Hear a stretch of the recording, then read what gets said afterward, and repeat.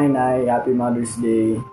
So, ang isa kong hindi makakalimutan na ginawa niyo para sa akin ay ang pagtulong niyo sa akin sa mga ginagawa ko. Lagi niyo sinasabi sa akin na ay okay lang. At sinasabi sa akin na lagi ako yung may mas ambag. Sinasabi niyo na ay kasi di naman ako matalino katulad mo. Natutulungan lang kita kung saan ko kaya. At na-appreciate ko naman po yun sa inyo. So yun po. Tas yung ginusto ko pong ginawa niyo para sa akin ay lahat naman po.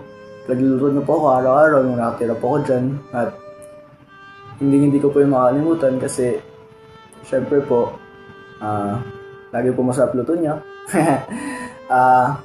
So kung may message po ako na hindi ko po nasabi sa inyo, lahat po ng ginawa niyo po sa akin, kahit maisip niyo na dapat lang gawin niyo yun, parang responsibilidad niyo yun, hindi ko po yung makalimutan.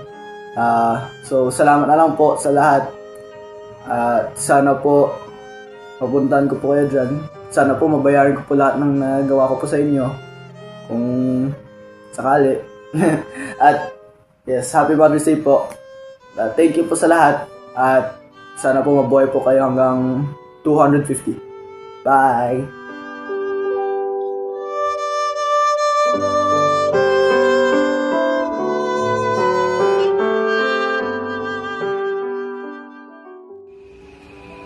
Ang hindi ko makakalimutan na ginagawa sa akin ni nanay is pagka yung may sakit ka. Ayan. Bilang isang nanay na din. Pag nanay ka na pala, kailangan mo pa rin ng nanay, no? Lalo na pag may sakit ka. Iba talaga ang alaga ng isang nanay kasi. Kaya yun ang hindi ko makakalimutan na ginagawa para sa akin ni nanay.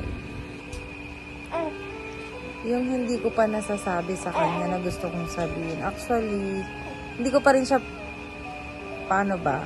Hindi ko pa rin siya gustong sabihin.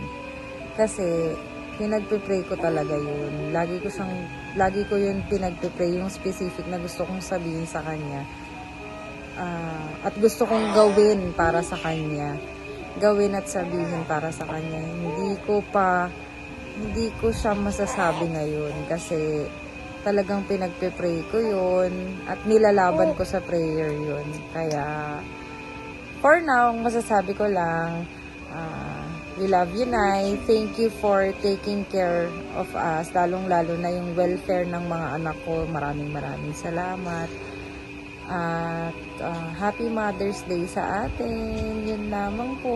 I love you.